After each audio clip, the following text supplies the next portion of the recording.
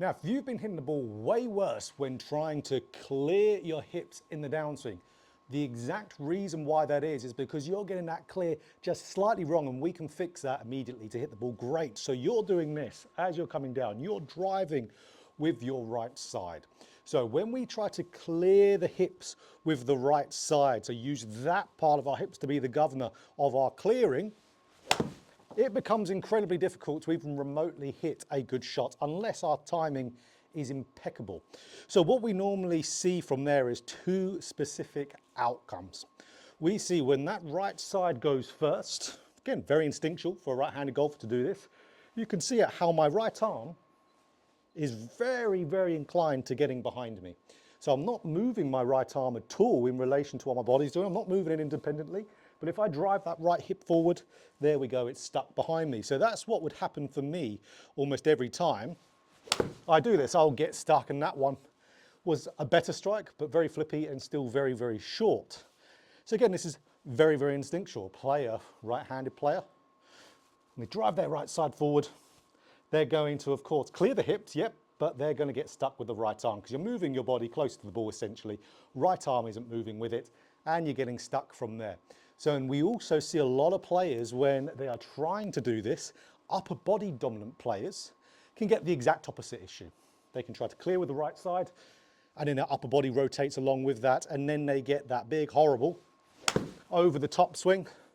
Huge pull hooks like that, most commonly for those players, they'd be hitting a huge, huge slice. So clearing the hips itself is a great thing to do. You're just doing it slightly wrong, but we can clear this up really easily. So let's get into how to do it properly. And that's doing what we see Tommy Fleetwood demonstrating right here. And that's using your left side to clear your hips in a downswing, so your lead side. Because if I'm leaving my right side where it is, and getting that left side going back, one of Tommy's sayings for this, that Butch Harmon, his coach, told him, was like you're slamming a door closed with that left hip. That does so many good things. So when we do that, you're going to see immediately it's going to move you into what we call more flexion. So you're going to get a little bit lower. When your left hip goes back, it pushes, of course, the hips back, which pushes the upper body slightly down, opposite of early extension.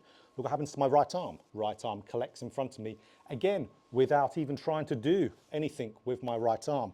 So immediately, it becomes a lot easier to stay in posture, which is going to mean striking is going to become a lot easier immediately. Brilliant. That's massive for being able to make this move actually work for you.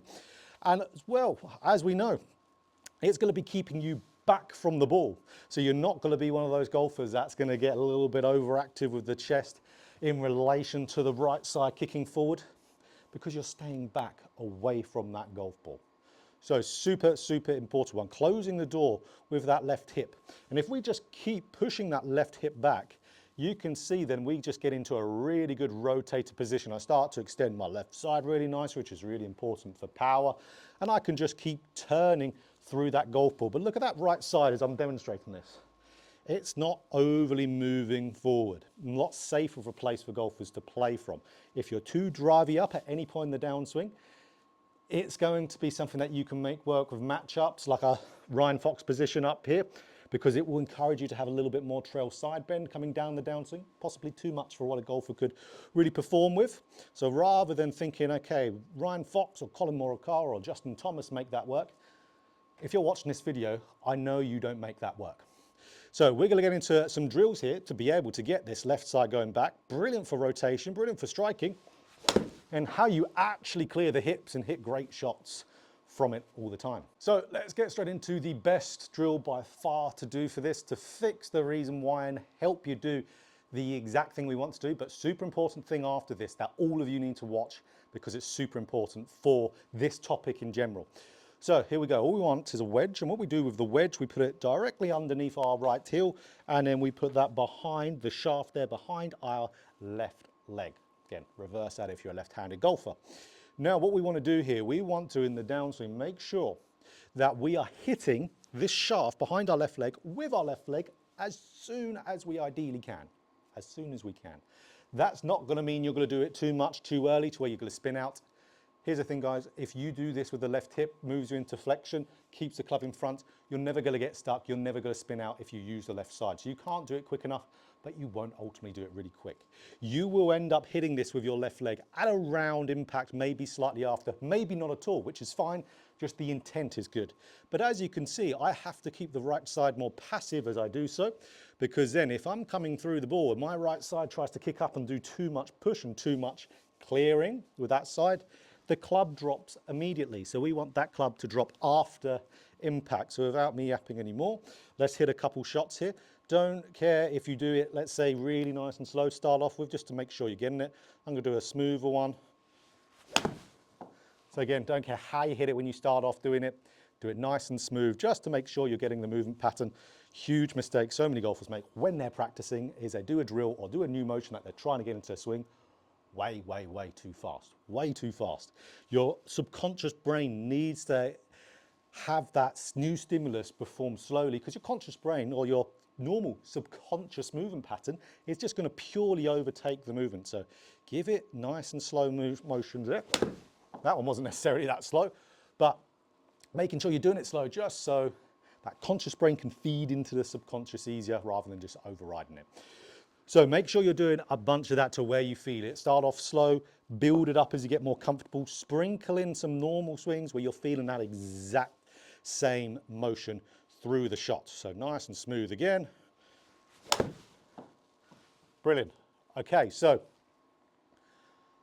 very important part here. This is not going to work for you unless you absorb this information. Free swing analysis is back for my online coaching on Skillist. So if you want to know exactly what is going on with your golf swing, whether it's what is the root cause that is causing your faults or just what is holding you back, send in your swings to my free analysis, just like you're seeing here, and I will do a full in-depth analysis showing you exactly what you need to do to be able to fix your golf swing and the plan we would make to get there. And then if you do want to dive into those drills and the plan to put ahead to improve the faults we identified, you can do that all via a full lesson after the free analysis. But here's the great thing: for a limited time, I'm going to give every single free analysis student a code to use for a nice discount on any lesson option you choose. And that is to successfully have any sort of rotation, which is what this is, of the body, and staying down through the golf ball, not early extending, which this also helps with, as we know. Your swing has to be able to do that. So you can't be doing this if, for example, you're a steep shaft golfer. None of this will work for you. Because if you're steep and you try to clear the hips, the club's just going to tumble more and more out, regardless of what you do. That's where your body would still want to drive the pelvis forward, not clear it, no matter what side you're trying to do it with, and it's going to flip and it's going to shallow the club later from the early extension, for example. If you're a golfer right up here at the top of your swing, massive lack of depth. Again, you're not Ryan Fox, because you won't be watching this video if you were Ryan Fox. So you'll be right up here, and then you would have to find a way to get that club to shallow again. If you had a tremendous amount of side bend whilst you turn, you'd have to push up the right side doing that as well. Again, like Ryan Fox, but you wouldn't be doing that. You would be finding a more functional way for an amateur golfer to get the club to drop, which would be slowing down rotation and having a stall and flip from there. No matter how much you work on rotation, with those faults, you won't be able to do it. Again, there's so many of these, but if your club face is too open or too closed, you're not going to do this. It's just not going to happen. So that's where working on getting yourself to clear the hips, getting yourself to rotate, getting yourself to stay down, do all the nice things that we like to see in the golf swing, is very much, for most golfers, a later stage thing they need to work on. Because you're watching this video because you generally can't do it, or you're doing it incorrectly. You need to find the reason why your body's not turning first and not staying down, and then fix that root cause issue, and then go and work on this. I mean, you can work on this at the same time. Let's say if you have the club faces in a poor position, get that club face in a good position, work on that, and you can work on keeping your hips back at the same time really nicely and progress. The only way you're going to fully know is, one, from lessons, or really analyze your swing really good. I've got loads of videos on how to really dive into your swing here of root causes on YouTube, but I've got even bigger of a database on it with my guides. So my ultimate guide to rotation, my ultimate guide to staying down through the golf ball, so the early extension guide on there.